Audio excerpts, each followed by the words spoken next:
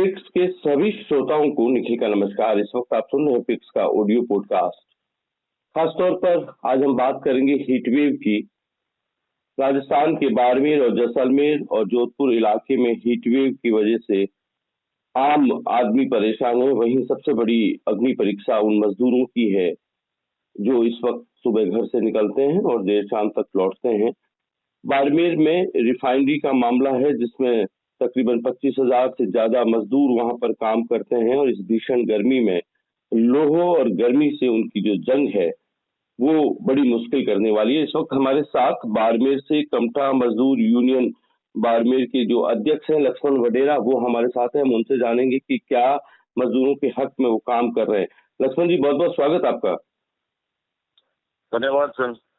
लक्ष्मण जी, heatwave है, तापमान 48 degree को पार कर रहा है। खासतौर पर बाड़मेर में ये जो तपता थार मरुस्थल है, क्या स्थिति है, क्या मजदूरों का क्या हाल है वहां पर इस वक्त? बहुत ही चिंताजनक हालात है मजदूरों के। जी, मैं आपको ये कहना चाहता हूँ कि असंगठित क्षेत्र में काम करने वाले जितने भी मजदूर हैं उनको न तो पंखे की सुविधा मिलती है, न कूलर की सुविधा मिलती है, न छाया की सुविधा मिलती है। जी, और मैं आपसे ये कहना चाहता हूँ कि जितने भी इसमें उपयोग आने वाले जो भी साधन है, जी, जैसे बजरी है, जैसे सीमेंट है, जी, जैसे पत्थर है, जी, जैसे कंक्रीट है, वो जी, सब बाहर पड़े रहते हैं। कोई जी, भी नियोजक के पास में साधन नहीं है कि वो छाया के अंदर रखे। जी, इस गर्मी के अंदर उनको हाथों से उठा करके कारीगर मिस्त्री के पास में अंदर ले जाया जाता है जी, और हाथ भी गर्म हो जाते हैं, शरीर भी गर्म हो जाता है। और जी, यहाँ तक कि मैं कहता हूँ कि जो काम लेने वाले जो नियोजक है वो जी, उनके लिए छाया की और ठंडे पानी की भी व्यवस्था नहीं करते हैं। जी, ये तो राजस्थान के इस थार के लोग इतने मजबूत हैं जी, जो इस गर्मी को सहन करते हैं और जी, वर्षों से सहन करते आए हैं। जी, और इस सरकार की तरफ से भी इन मजदूरों के लिए किसी भी प्रकार की अधिकारियों ने कोई व्यवस्था नहीं करवाई। जी, और जो लोग दिनों दिन मर रहे हैं वो जी, सभी मजदूर लोग हैं। जी, और इन मजदूरों के मरने के बाद में भी किसी प्रकार की चिंता जाहिर नहीं की जाती है। जी, जी, और मैं आपसे ये कहना चाहता हूँ कि जी, इतने मजदूर और इतनी भारी गर्मी की, जी, इतनी गर्मी की भारी जी, दस्तक होने के बावजूद भी जी, अधिकारियों ने काम करने वाले कामगारों के उपयोग लेने वाले नियोजकों को या सेठों को या उद्योगपतियों को उनको ये नहीं निर्देश दिए हैं कि इन मजदूरों के लिए छाया की व्यवस्था की जाए। एक बात। नियम नियम क्या दूसरी बात कहता मैं है श्रम नियम वडेरा जी, यहाँ पर नियम क्या ये कहता है, कानून क्या कहता है इन श्रमिकों के लिए, इन मजदूरों के कानून लिए? ये कहता है कि जैसे नरेगा के अंदर सेंट्रल गवर्नमेंट ने ये नियम बनाया जी, कि वो सुबह 6 बजे से लगा करके 11 बजे तक काम करेंगे, ठीक है। उनके लिए छाया और पानी की व्यवस्था की। जी, यही नियम असंगठित क्षेत्र के मजदूरों के लिए काम लागू होता है। जी, लेकिन इस नियम का इसलिए पालन नहीं होता है कि ये सरकार द्वारा संचालित नहीं होकर के अन्य अलग अलग लोगों के द्वारा संचालित होता है, जहाँ जी, पर सरकार के अधिकारी बीट तक, पुलिस का ऑफिसर बीट तक, पटवारी हल्के में, जी, ग्राम विकास अधिकारी ग्राम विकास पंचायत समिति में लगा हुआ होने के बावजूद भी मजदूरों की सुध लेने की उनके अंदर कोई भी इच्छा शक्ति है ही नहीं। जी, जी। ये हालात है। तो ऐसे मजदूरों में के बारे में सहायता देने का इच्छा शक्ति की कोई भावना उनमें है ही नहीं है। जी, जबकि वोट इसलिए मजदूरों की हालत बहुत चिंताजनक है। जबकि सरकारें बनाने में वोट इन मजदूरों का भी काम आता है। मैं आपको कहता हूँ सरकार की तरफ से श्रम विभाग को निर्देश दिए गए। जी, श्रम विभाग के अधिकारियों ने अखबार के माध्यम से प्रेस विज्ञप्ति जारी करके अपनी तरफ से ड्यूटी पूरी कर ली। जी, लेकिन जिसने छाया नहीं दी, जिसने पानी की व्यवस्था नहीं की, जिसने मजदूर की जिंदगी की सुरक्षा के लिए कोई व्यवस्था नहीं की। उन लोगों के खिलाफ कार्रवाई करने के लिए किसी भी अधिकारी के स्तर पर, जी सरकार के किसी भी अधिकारी के स्तर पर कोई कार्रवाई नहीं की गई। जी अगर जी एक दो अधिकारी द्वारा अगर किसी प्रकार की कार्रवाई की जाती है जी तो इन मजदूरों के लिए छाया और पानी की बढ़िया व्यवस्था होती है और जी। व्यवस्था होने के बाद में इनकी जिंदगी सुरक्षित होती है। बाड़मेर चूंकि आपका रिफाइनरी निर्माणाधीन है, बहुत बाहर के प्रदेश से भी जो मजदूर है वहाँ पर मजदूरी के लिए आते हैं और ज्यादातर काम इस वक्त रिफाइनरी में जो हो रहा है वो खुले आसमान के तले है। लोह का काम बहुत ज्यादा है, तपती धूप में उस लोह से काम उठाना, उस लोहे के साथ काम करना, ये बड़ी मुश्किल हालात है। तो क्या इसको लेकर कहीं आप चूंकि यूनियन के अध्यक्ष हैं, आपको लेकर कोई सरकार से, विभाग के मंत्री से या जिला प्रशासन स्तर पर कोई बात हुई है आपकी? मैंने विभाग के कमिश्नर से बात की है जी। और मैंने क्या उनको कहना ये चाहूंगा? कहा है कि जो थार के अंदर जो गर्मी पड़ती है उससे 1% 1 डिग्री सेंटीग्रेड टेम्परेचर ज्यादा रहता है रिफाइनरी का एरिया, बालोतरा एरिया में। जी उसका कारण है कि वो नमक की खाने हैं। जी आस पास में कोई वनस्पति नहीं है जी और नई रिफाइनरी के जो उद्योगपति है उन्होंने वनस्पति लगाई आस पास में, जी और वनस्पति नहीं लगाने की वजह से टेम्परेचर और ज्यादा हो गया जी। और वहाँ इतनी हीट वेव है कि वहाँ के लोगों की हालत बहुत ज्यादा खराब है। छाया की तो व्यवस्था ही नहीं है। आपकी समस्या पानी की व्यवस्था ही कमिश्नर नहीं है। को, आपकी इस समस्या से जब आपने विभाग के जो कमिश्नर आप बता रहे हैं आपने बात की तो कोई एक्शन हुआ? उसके बाद में हमारे श्रम विभाग के अधिकारियों को ये निर्देश दिए कि आप है जो इसके लिए विज्ञप्ति जारी करके सबको अवगत करो।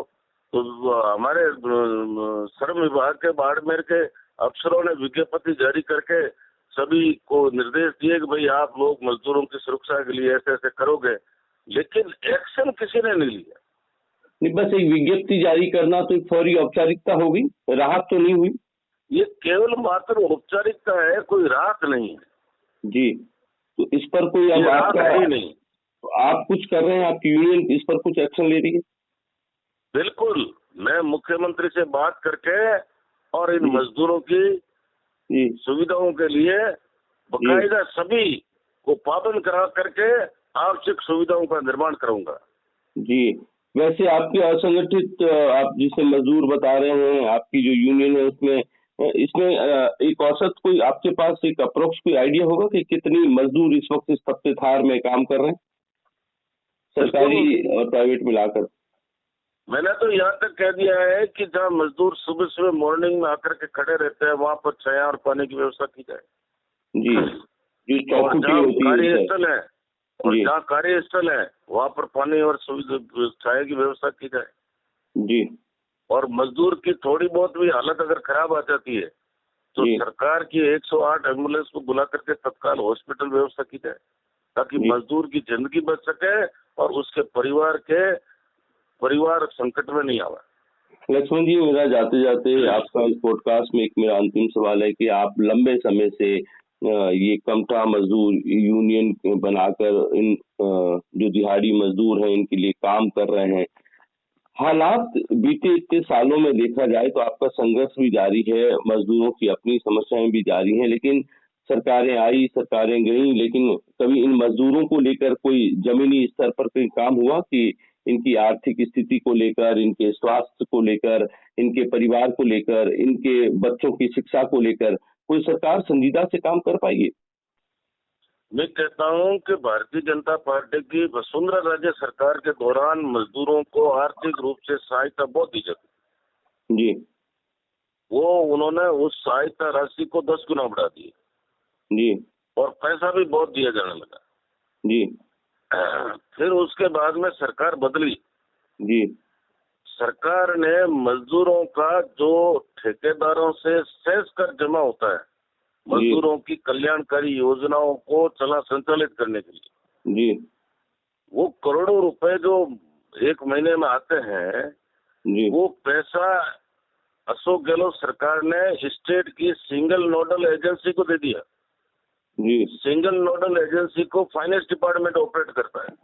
जी जबकि नियम यह BOCW एक्ट का नियम यह है कि इस एक्ट के अंदर जो राशि आती है उसका केवल मात्र BOCW के अधिकारी ही उपयोग करेंगे। जी और अशोक गहलोत सरकार ने इसको सिंगल नोडल एजेंसी को देकर के वित्त विभाग के अंदर डाल दिया और जी वित्त विभाग ने इसके अपने मर्जी के अनुसार इसका उपयोग करते हैं। तो मजदूरों को योजनाओं के मार्फत जो सहायता मिलनी चाहिए वो जी इस 5 सालों के अंदर बिल्कुल ही जीरो हो गई। जी जी यह है, मैं कह रहा हूँ, स्टेट नोडल एजेंसी जो जी फाइनेंस डिपार्टमेंट के अंदर होती है जी और जी वो सहायता मजदूरों को देना ही बंद कर दिया। और दूसरी तरफ इनडायरेक्ट रूप में सरकार ने लेबर डिपार्टमेंट के अफसरों को निर्देश दिए कि मजदूरों के आवेदन कम से कम पास किए जाए। अच्छा अड़ंगे डाल दिए जी। और लाखों की संख्या में आवेदन पेंडिंग पड़े हैं। हाँ, चूंकि ये अंतिम व्यक्ति है, दिहाड़ी मजदूरी करता है, तो इसको कौन सुनेगा? इसकी बात तो मैं बहुत जिम्मेदारी से कहूंगा कि इस लास्ट जो मजदूर है इसके अंतिम तौर पे जाकर तो बात मीडिया भी नहीं करेगा ना, क्योंकि मजदूर की बात करके मसाला नहीं है ना, मीडिया को भी तो मसालों की खबरें चाहिए लक्ष्मण जी। इस अंतिम मैं मजदूर आपको की बात कहता कौन हूँ कि करेगा? मजदूर सुबह से शाम तक मसाला ही गिलोता जी है, मिलाता है। जी, लेकिन और मीडिया को वो अगर मसाला। मीडिया अगर इस मसाले की बात नहीं करता है तो मसाले वालों की बात नहीं करता है, वो जी बिना मसाले वालों की बात करता है मीडिया। मैं जी आपको कहता हूँ मजदूरों की बात नहीं करने का मतलब है देश के अंदर असमानता का निर्माण करना। जी, बिल्कुल सही कह रहे हैं आप। जबकि भारत का संविधान इक्वलिटी की बात करता है। बिल्कुल करता है। जब मजदूर की स्थिति ठीक नहीं होगी तो उसके पास में सम्मान का तो अधिकार तो है लेकिन समान सुविधाएं नहीं होगी, समान साधन नहीं होंगे। जी तो एक तरफ गरीब देश होगा और एक तरफ अमीर देश होगा। इस देश के अंदर 2 देश होंगे, जी एक जी गरीबों का देश होगा, एक अमीरों का देश होगा। जी जी, कुछ हद तक तो आज भी दिखता है। आज ही दिखता है, जी एक गरीबों का देश है और एक अमीरों का देश है। जी जी, बिल्कुल हीट देश वेव के के अंदर अंदर ये 1% लोगों के पास में 99% धन है, जी 1% उद्योगपतियों के पास में 99% धन है जी और 99% लोगों के पास में 1% धन है। जी इस प्रकार की असमानता को समाप्त करने के लिए सरकार को बहुत ही गहराई से सोचना होगा। जी, बिल्कुल हमारी आपसे बात करना इसलिए भी आज लाज़मी था कि 48 डिग्री से ज़्यादा का टेम्परेचर है, हीट वेव है, मौसम विभाग लगातार इतनी गाइडलाइन जारी कर रहा है, जिला प्रशासन भी अपने स्तर पर कार्रवाई कर रहा होगा, लेकिन चूंकि बाड़मेर पिछले 10-12 सालों में एक डेवलपिंग बाड़मेर है और वहाँ पर बहुत ज़्यादा जमींदोज खजाना है जो जिसका दोहन हो रहा है, बड़ी संख्या में लेबर वहाँ पर काम कर रही है, न सिर्फ राजस्थान की बल्कि राजस्थान के बाहर से भी लेबर वहाँ पर आकर काम कर रही है। ऐसे में उनकी स्थिति क्या है, हम उसी को जानने के लिए आपसे ये पॉडकास्ट पर आपसे चर्चा कर रहे हैं। उम्मीद है कि आपका संगठन एक पुरजोर आवाज इनके लिए उठाएगा और तब जाकर कहीं सरकार के कानों तक जाएंगी और मुख्यमंत्री तक अगर आपकी मुलाकात होती है और अगर हमारा ये पॉडकास्ट भी उन तक पहुंचता है तो निश्चित तौर पर उम्मीद की जानी चाहिए कि सरकार कोई ऐसा कदम उठाएगी जैसे इन मजदूरों को कोई फायदा हो। बहुत बहुत शुक्रिया लक्ष्मण वडेरा जी हमसे बातचीत करने के लिए।